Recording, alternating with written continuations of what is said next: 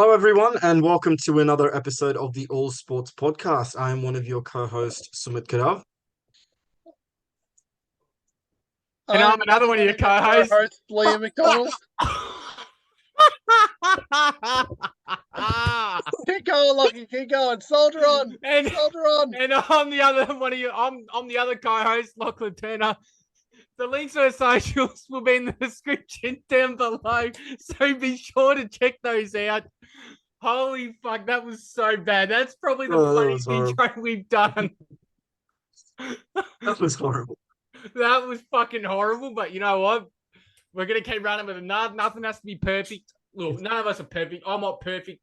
Neither are you two perfect. Fuck, my birds aren't even perfect. I'm pretty fucking close to it, thanks, actually. What? What? What did you fucking... I'm pretty close to it, actually. I don't know about that, buddy. After we were talking about the organisation stuff before... Oh boy, I don't know. You want me to pull up receipts? I don't think you're in any position. If you want to engage in this sort of who does more for the podcast shit, I think. No, I'm not fucking. Hang on, bent over. I'm not saying that. I'm not saying that. What the fuck? No, I wasn't ever going you for that. Look, we could all do our bit. I mean, look. Keyword being could. We should, and you know what? This is the most we've been consistent for. So. I need a... Uh-oh. You're bringing up receipts now. I don't like this. Uh-oh. He's bringing up receipts. You could tell he's concentrating because he's really focused, looking down like that. I've changed my nickname, Lachie. That's my receipt. Oh, for fuck's sake. Come off it, fuckwit. Like, seriously? You're really continuing on with that? Someone please post. Like, fuck me. You were so pissed off. Then, all right, well, look, I would have said how your weekends have been, but it's a fucking Saturday. Clinched a draw. We clinched a draw. Well, yeah, wait, so your game was going to be a one-day, was it? Huh? Your game was going to be a one-day, was it? No. No, they played last that's week. Right, it was the second week of the two-day. Part of the two-day, yeah. It didn't happen. Well, see, today would have been the first day of a two-day, but nope. One day next week.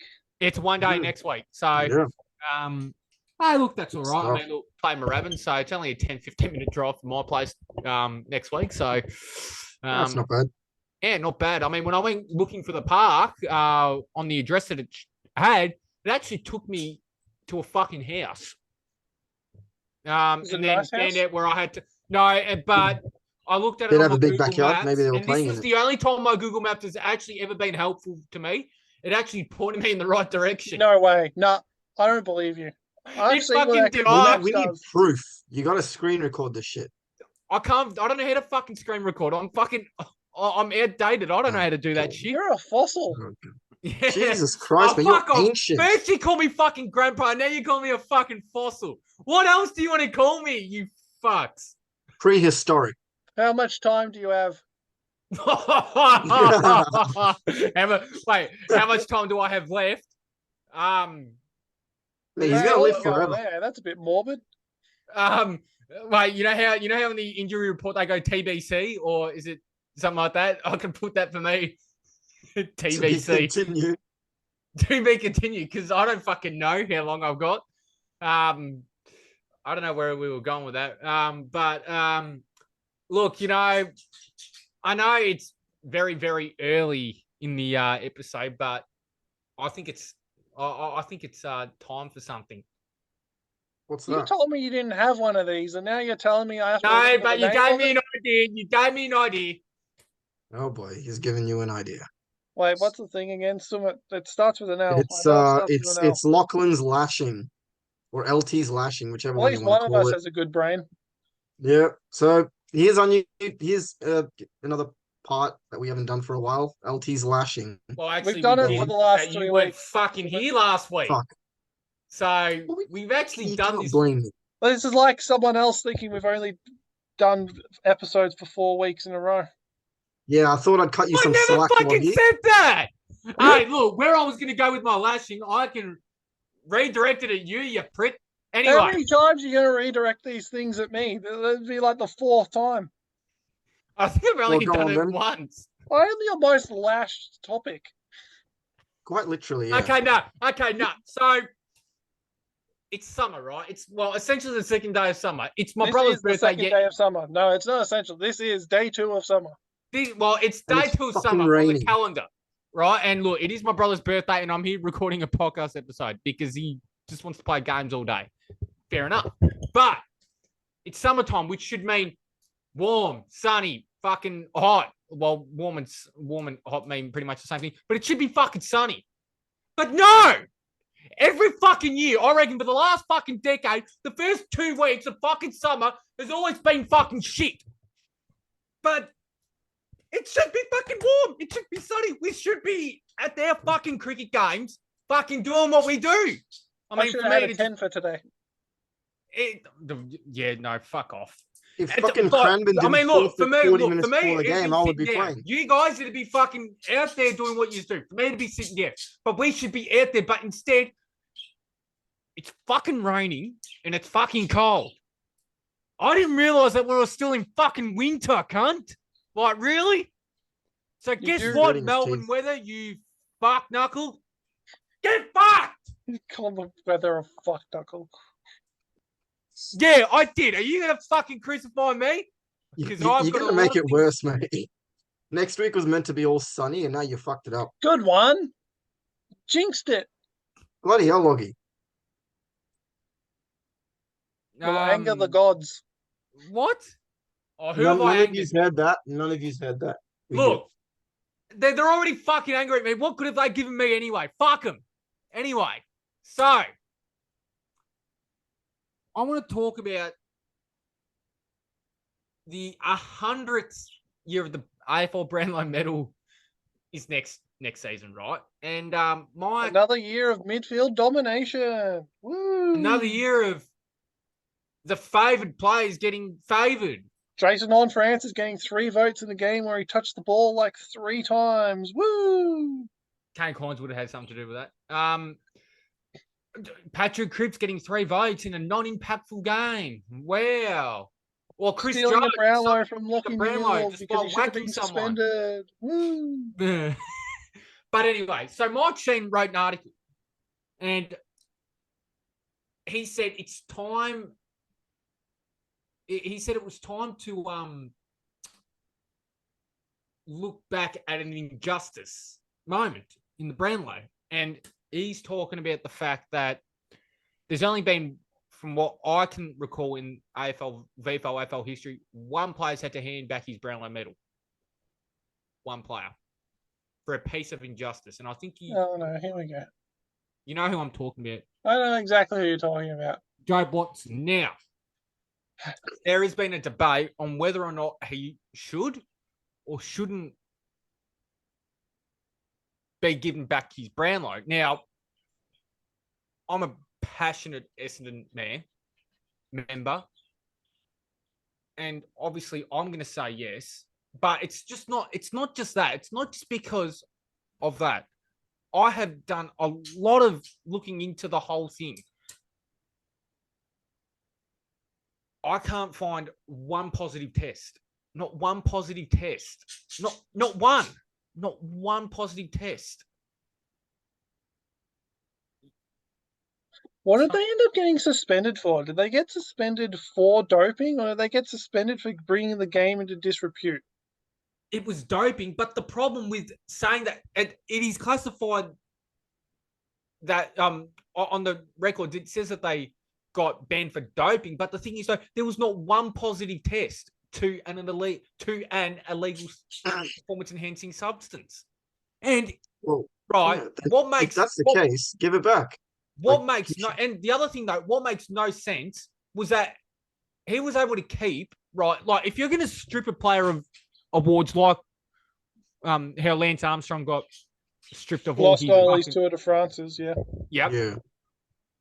If you're going to strip a player for bringing the game in disrepute and doping, okay, you've taken away his Brownlow medal, but they didn't take away the trophy of being named the best AFL captain that year.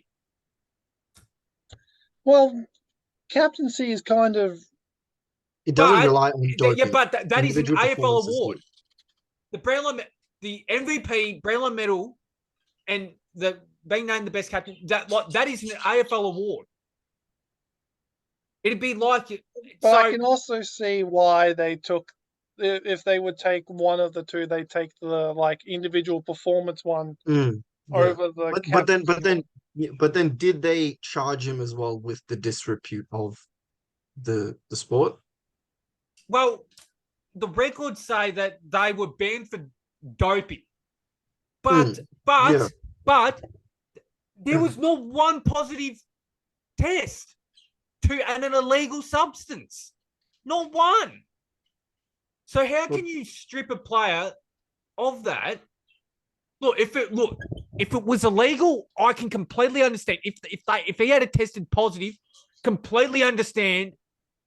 Shouldn't get it back, but there was not one positive test, and not just from him, but from any of the players.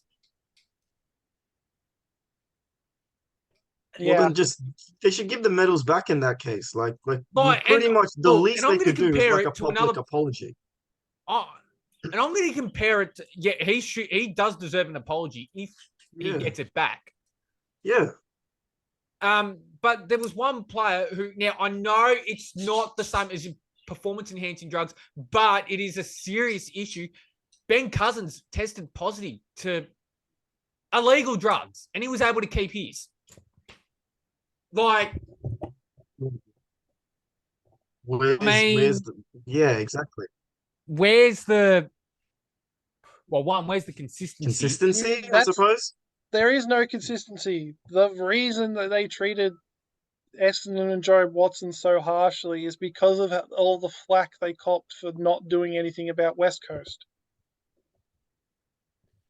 So West Coast got off too easy. Ben Cousins got off too easy. And then the Essendon players got absolutely unnecessarily harshly. And what makes it worse is that, again, this is by all reports, there were more clubs. There were other AFL clubs doing this as well.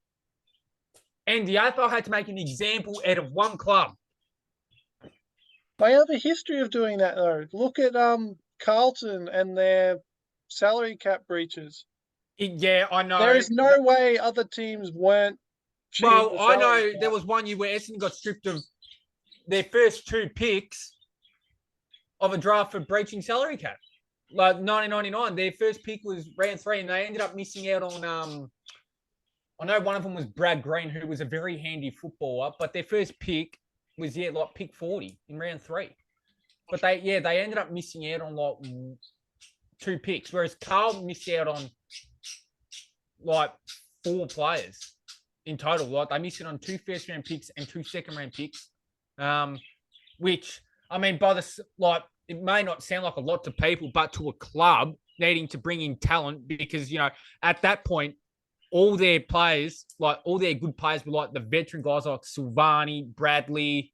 I think Mackay was still there at that point. A few others, they were all at the older end, like the other end of their careers.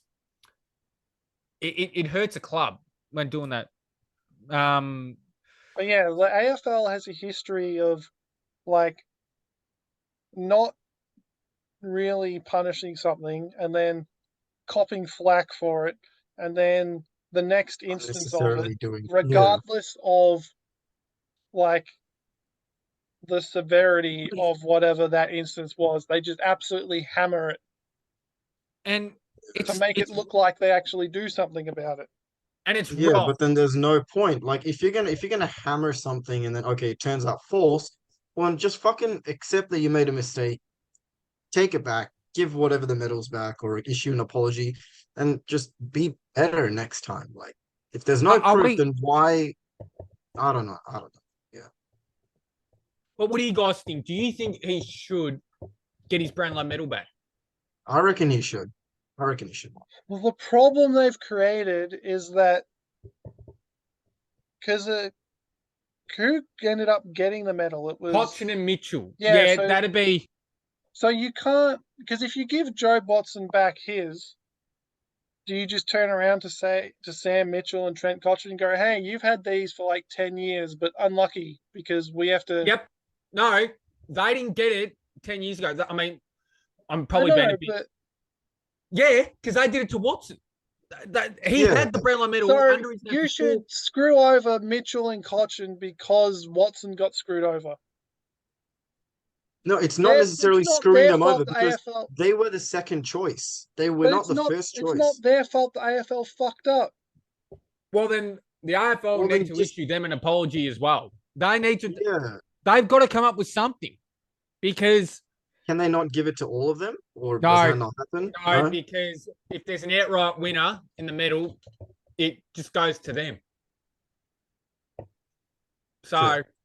but I mean, obviously, I mean, you guys know what my But preference. then you also have the problem that in the record books he was suspended. Are they going to go back and say, yeah, you guys just sat out for 12 months for no reason? Look, that's Because you can't. The guy who wins the Brownlow, you can't win the Brownlow if you get suspended by the match review panel. That's true. So, Or like look, to be but honest, it is maybe it's instead of the something. Brownlow, some compensation, something. I don't know if it's money or whatever, but like some compensation to him. I'm assuming he hasn't received anything since like ever. But okay, so So but like without thinking of all the issues that the AFL are going to have when doing this, are we in agreement that he deserves the medal back? I agree. he should get it back, but he won't. It won't happen. Yeah, Yes. he It does, should get it it'll be back, a messy but issue. I don't think it will because it'll just create more problems for the AFL. Yes. And there were some nasty comments when it was raised on like Twitter and Instagram. It's like this is you're talking about, you know, and I mean I know we're talking about last month, but like mental health and stuff. But imagine if Jobe was reading all the comments. You know what the worst thing is, But right? in saying that, they're all happy and willy-nilly to accept Ben Cousins after all this shit that he's caused the AFL and everyone around him. Yeah, they're happy to say, "Oh, we're so happy to see him back." When he has had, you could almost say close to 100 chances. Watson made one. I'll put in quotation marks because it's not really. That's the thing. It's not even his mistake. His mistake is trusting the football club and his coach and the medical staff, right? And he's the one that's getting crucified and being told that you don't deserve it. It's really dumb because with the Essendon thing, right? Everyone was like, "Oh well, they should have questioned their doctors on it, and they should have understood what they were." The only putting in their problem body." was there was one doctor that questioned, and it was their most experienced doctor, the late Bruce Reid, but they went with the sports scientist.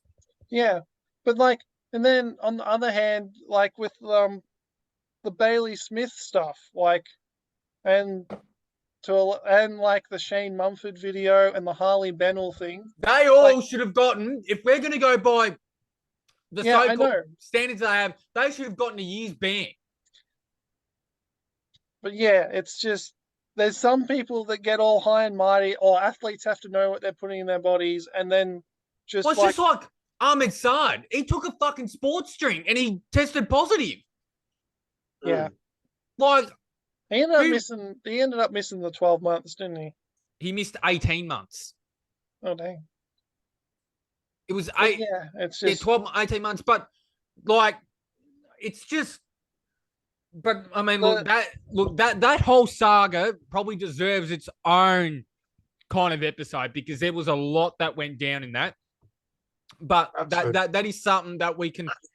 Oh well, if anybody's interested, that is if you guys want to hear the whole thing, even though it happened years ago. But it is probably one of the biggest. How would you call it? It was probably one of the biggest blights, biggest dumpster fires. Well, yeah, one of the biggest dumpster fire / stories in Australian sport. You could almost say history because it involves one of the biggest clubs in football in Australia. So but that's something, yeah, that, you know, if anybody's interested in listening to like our thoughts of what went down and stuff, then let us know. I mean, I'm definitely curious because, as I said, I've done a lot of looking into it, and there was just a whole lot of like questionable things that were done. And I've read Mark Bomber Thompson's book, who does kind of give a good insight into kind of really what happened. So, yeah.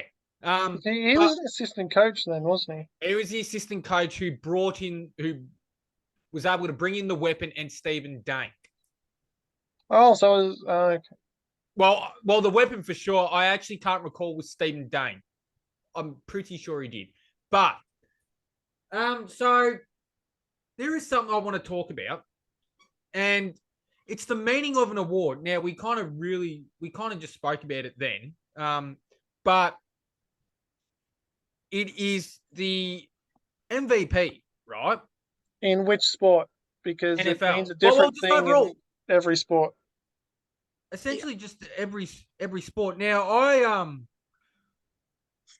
I was looking at the odds for the MVP, and it had things like that. They had players such as Jalen Hurts, Mahomes, Dak Prescott, Lamar Jackson, Tua Tagovailoa, and Brock Purdy. Now, the thing with all these players, and obviously they're all quarterbacks, so I kind of feel bad for. And I'll give you who I think should be in the race for the MVP. But most valuable player in the NFL. So most valuable to their team and the NFL. Now, I want your opinion on what that award word means. Okay, so I'm going to go from my basketball context, because this debate's been happening in the NBA for ages, right? There's two schools of thought. It's either the best player on the best team or the guy with the most impressive stat line on a team that wins. I think the last time that a fringe playoff guy won it in the NBA was Westbrook, the year he averaged the triple-double. Yep. They were like the 7th seed and he won MVP. But other than that, if you're not in the top 3 seeds in a conference, you're not getting MVP. And that's essentially what's happened. Well, what's going to happen with the NFL in the NFL? Sorry, what about you, Simon? What does that kind of pretty much the same? Like if more than a player who's had many standout appearances in a season, it's like you're in contention if you're like having standout performances in a team that's winning, like by a lot as well. So that's like I agree with Liam there. Another thing is with the NFL and the MVP, right? You said that they're all quarterbacks because it's inherently skewed towards quarterbacks, because on every offensive drive, there's 2 guys guaranteed to touch the ball. Center and the quarterback. The center and the quarterback. Yep. Yeah. The center is not going to get it because literally his job is to pass to the quarterback and then block. So they're like, whatever. But the quarterback, as far as I understand it, he probably calls more plays than the coaches. Well, but like he has to read the defense. He has to tell the team what they're about to do. Then he has to give it to the guy in the best position to execute and get down the field. Yeah. That is inherently the most valuable spot on the team, and it really doesn't matter what the other guys do. Now, this is what to me, this is what the MVP should stand for. Being able to make everyone around you better. And I'll put this in context. If you were taken out of that team and that team performs worse or the same, you're pretty valuable. But if they perform a lot, I'll give you an example. So, and this is why I don't think Jalen Hurts is in the conversation for MVP. I think you can put any quarterback in that situation, on that team, any quarterback, probably bar two, I think they could be undefeated with maybe 2 or 3 quarterbacks in the NFL. They have the same record. You have the best offensive line and probably the best pair of weapons in the NFL. So you're telling me that he should be so Philly the best record in the league? They have 10-1, yes. Yeah, so you're telling me that Jalen Hurts should be discounted from MVP despite being the quarterback on the best record because his team is good. I'm saying that that's the problem with an individual. MVP is an individual award that is used to crown the best player in the thing is though, and people want to, and you know, you mentioned stats before. He's not posting good stats at all. He's not top 10. From what I understand, he's not top 5 in passing touchdowns.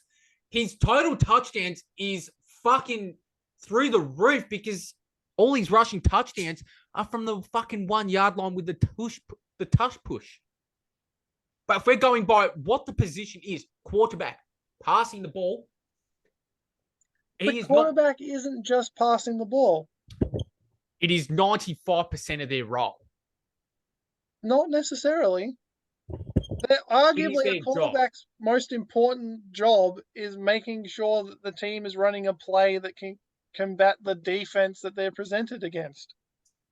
Look, all I'll say is he's on the best roster. He was put in a fucking good position, and he's not posting all these crazy stats. Look, if he had like 25 touchdowns at this point and like maybe 5 picks, which is what he had last year in total, he's already thrown fucking 10 interceptions with at least 6, 7, 8, 6 games left in the regular season. He has been bailed out by the help that he has. Now, I'm saying, you put, for example, now, I'll talk about this, Mahomes.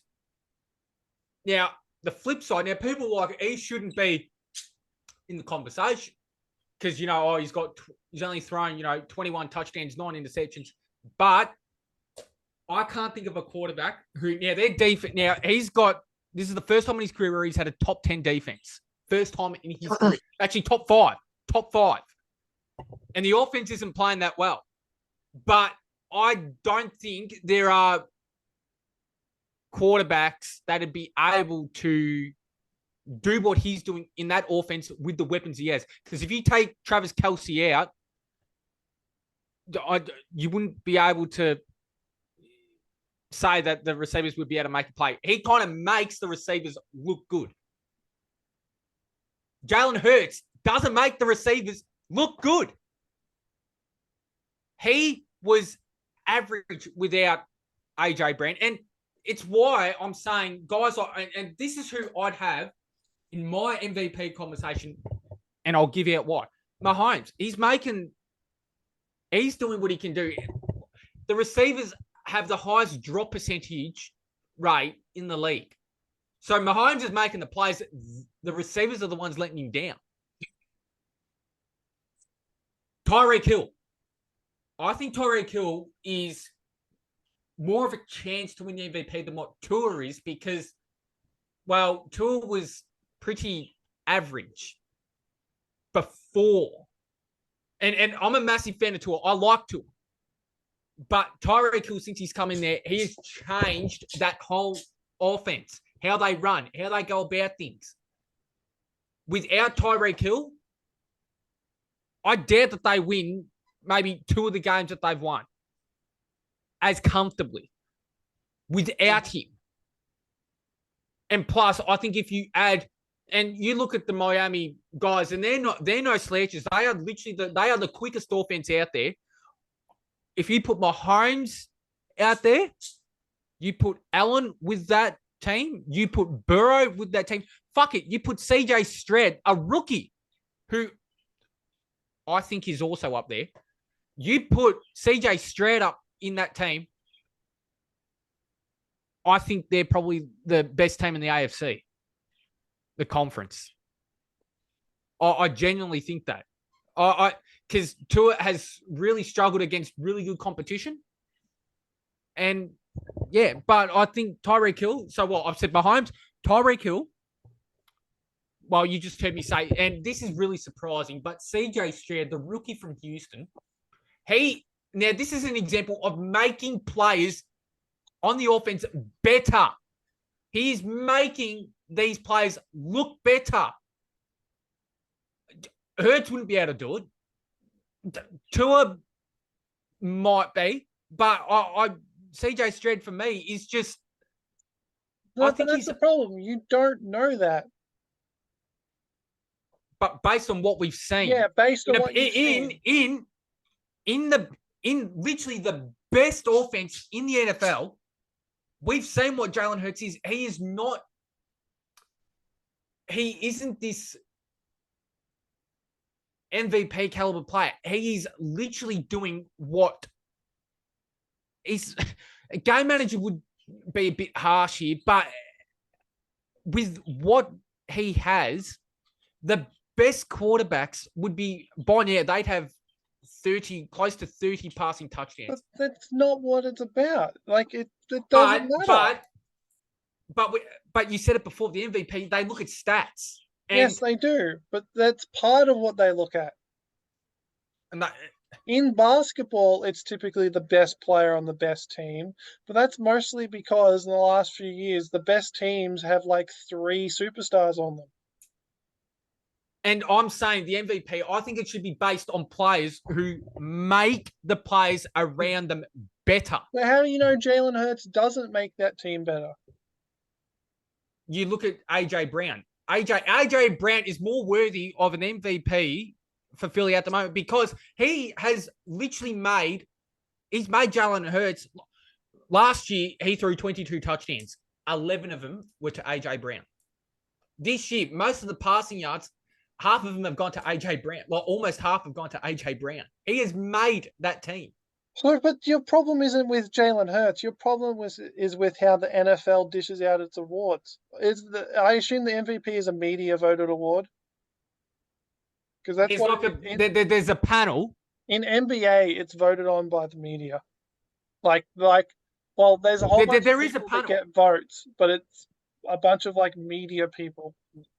But in the NFL, there's like a panel of there's a certain amount of people on the panel, and they pick. But yeah, no, I think it should be based on, and look, people don't have to agree with this, but I think it should be based on the fact that you need to make players around you better, which is why the whole debate of how Russell Wilson never won an MVP is insane because he should have got one. He made people in Seattle look so much better than what they were. Hurts doesn't do that. He doesn't. We already knew AJ Brown was a superstar. And okay, look, he's continued that at Philly.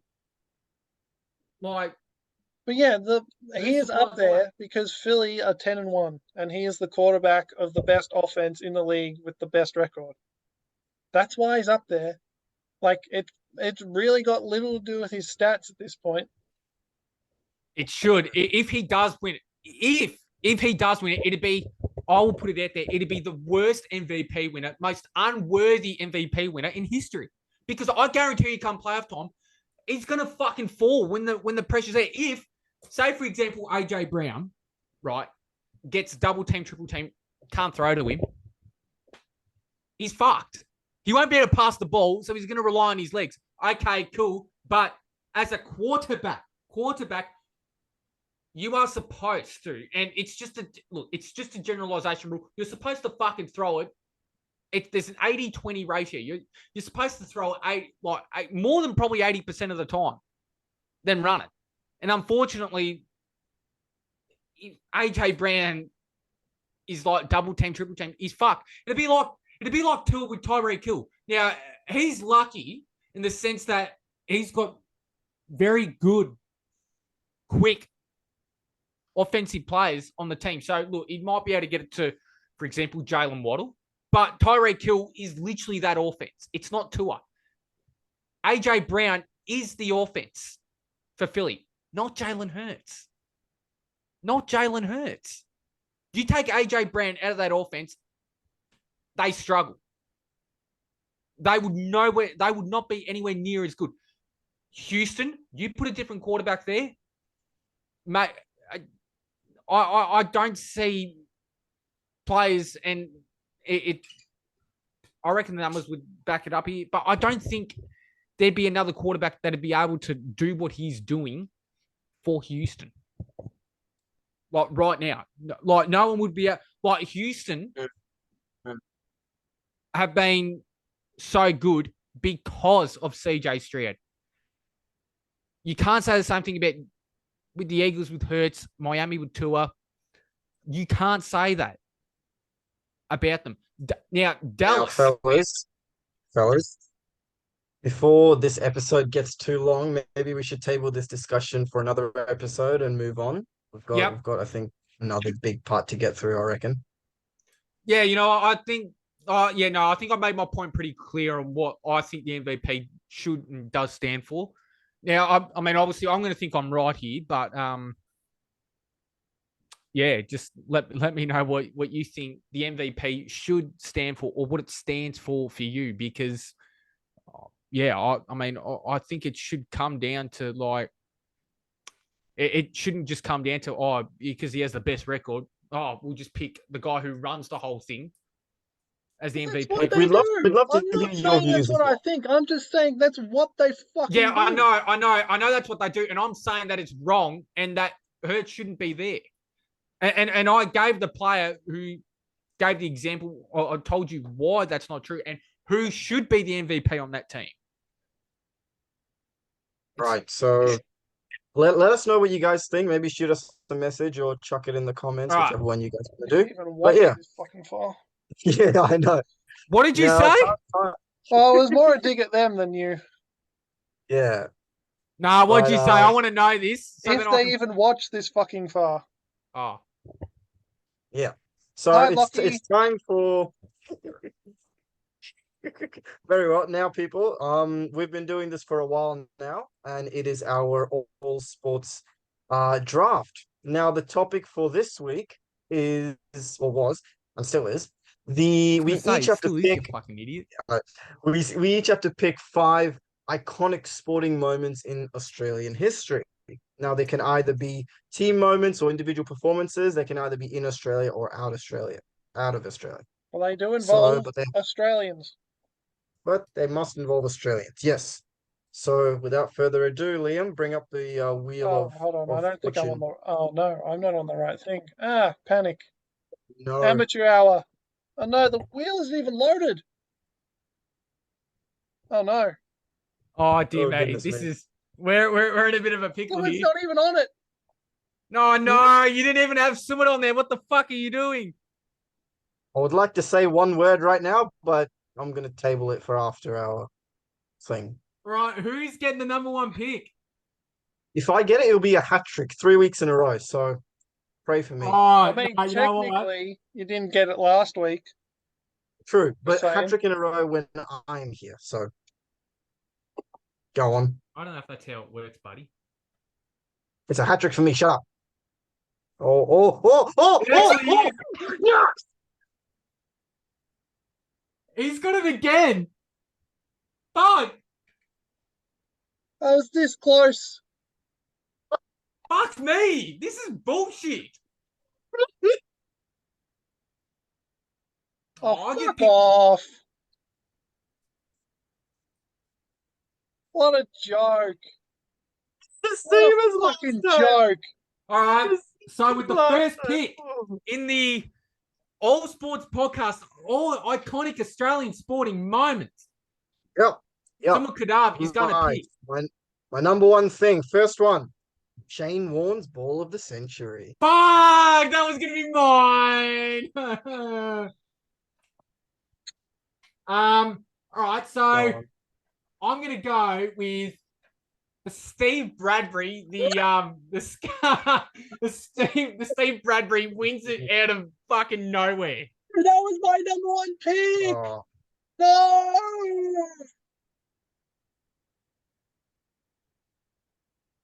Oh, fuming. Hey, there's a couple of others I there. was this close to the #1 pick. Are you fucking kidding me? Stop your whinging and bitching and just fucking I'm pick gonna one. bitch as much as I fucking want. This is a travesty. You know, I need to start rigging it from now on. This is fucked. Oh, you need to start rigging it. Bro, you both have had the #1 pick. I haven't. Good. This is Fuck you. fucked. Now I'm scrambling. Fuck. I have Right. 2 in a row too. You know what? Fuck it. John Aloisi's penalty. Oh, Yeah. yep. Go on, you got John another one? Aloisi and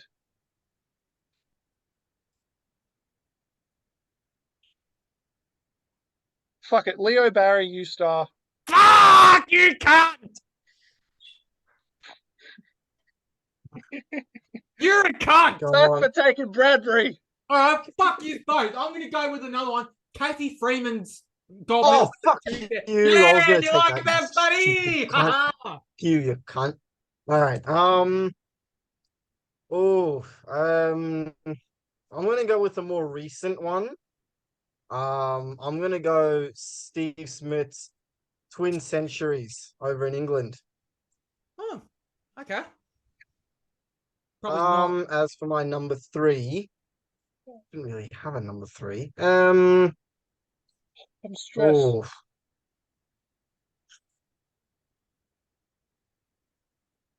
oh, fuck. I'm gonna go with a horse racing one. I think it was when Neville Percival beat Far Lap.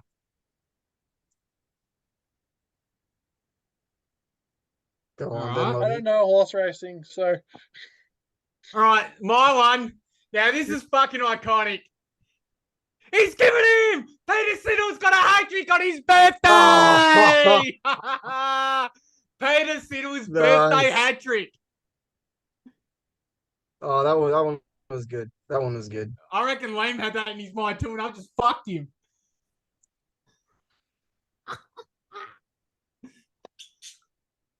I'm going to go with the 1983 America's Cup win Ooh! when we beat the first team to beat America, pretty much. Yep, and what's your other one?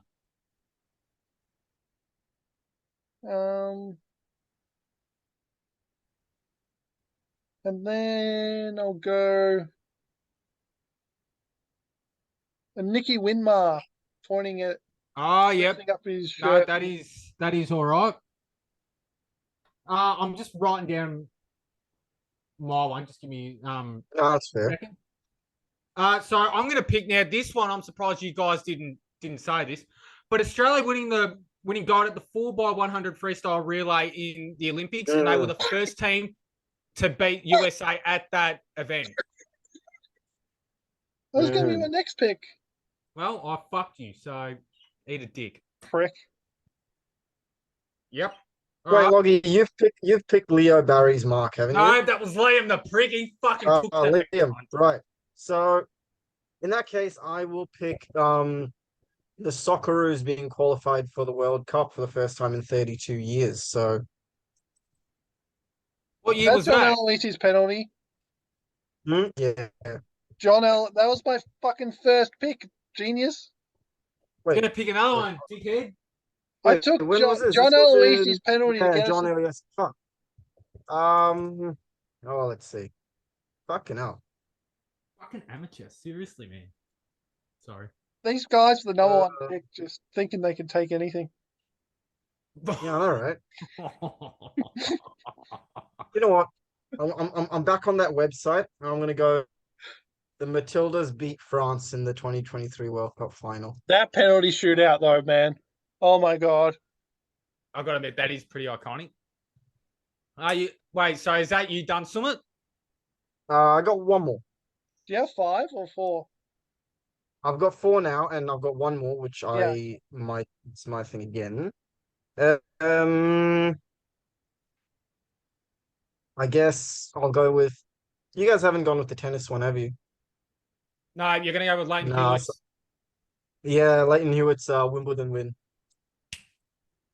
That was his only Grand Slam win as well. So, yeah. Yeah. All right. So I'm going to go with one, and I'm flaming Collingwood here. So thank fuck I had to do it. Carlton coming back from 44 points down to beat them in the 1970 grand final, which had the highest attended crowd in AFL VFL history of 120,000. And the bloke, so essentially there was a guy who allowed a reserve guy to kick 4 goals, and that bloke never played football again after that because he let the match when he kicked 4. So Collingwood, guess what? Crap. I'm torn between 3 things now. I don't know what to pick. This is How our many spots last do you pick have? too, isn't it? This is you guys both have 5, yeah? Yeah. Yeah, I've got 5. Oh fuck. I'm torn between 3 and I don't know which one to pick. I swear to fuck, if you say the one that I think you're about to fucking say, I'm gonna rip your head off when I next see you. I'm not going Miracle on Grass. No. I way. was gonna fucking say, man, I was gonna fucking kill you.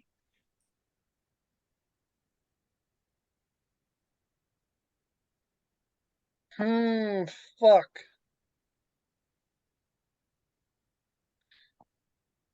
I'm gonna go with Anna Mears 2012 gold medal. Okay. All right. Okay. Cycling in the velodrome cycling. Yeah. Because Yeah. she got the silver in Beijing 2008. She got the gold in 2012. But when she was training for the 2008 Olympics, she crashed, and there was serious, really badly crashed, and there was concerns that she'd never be able to ride again. And she managed to come back and win. Whoa, that's good. That's really good. Yeah, no, that's elite. So to recap, we'll go with the guy where pick 1, then pick 2, and then pick 3, and then no, we can't really give ourselves a score, can we? No, just we'll just let people know. We'll let them know. Just say I'll tell you, so the moment sucked. Summit, let us know. Come on, who did you pick? So mine was the Shane Warne Ball of the Century. I had Steve Smith's twin centuries over in England, 2 centuries and 2 innings of the same Test match. I had Neville Percival that beat Far Lap. For those of you who don't know, Far Lap was a very, very good racehorse. Went over to the, well, I think he was Australia's biggest racehorse as well. I think he went over to the he went over to Arguably still is. America. Yeah, went over to America. He won a few races there, came back, and unfortunately Neville Percival beat him. Then my next one is the Matildas beat France in the 2023 World Cup quarterfinal. Then we have Leighton Hewitt's single only Wimbledon win. Well, only Grand yeah. Slam win. So my one, we got Steve Bradbury winning gold medal. I'm still filthy you took Bradbury. in the skating. That's pretty iconic. Kathy Freeman's gold medal victory Fuck in the 400 you for taking meters. that. Peter Siddle's hat-trick birthday. Got him a first slip. Oh, I was going up for the LBW. Oh, that's close. He's given him. And fuck Mark Nichols for trying to screw us over with that moment, the fucking prick. Then we've got Australia winning the 4x100 freestyle relay in the 2000 Olympics, we were the first country to beat America at that event. So another reason why we're better. And Carlton, my last one was Carlton coming back from 44 points down to beat the Collie Wobbles in the 1970 grand final in front of about 121,000 people. And that was the game where Alex Jezelenko took the his famous mark, which came called. I did have Jezelenko U Beauty on my draft board. Did you? And okay, you go, and then I'll give you some honourable mentions because I've definitely written down a few. Okay, so I took John Alisi's penalty to get Australia to qualify for the first time in, what was it, Summit? 32 years.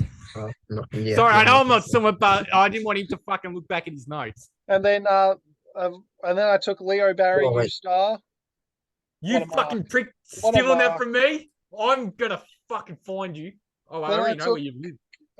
Australia's 1983 America's Cup win. Mm-hmm. Then Nikki Winmar's stand against racism.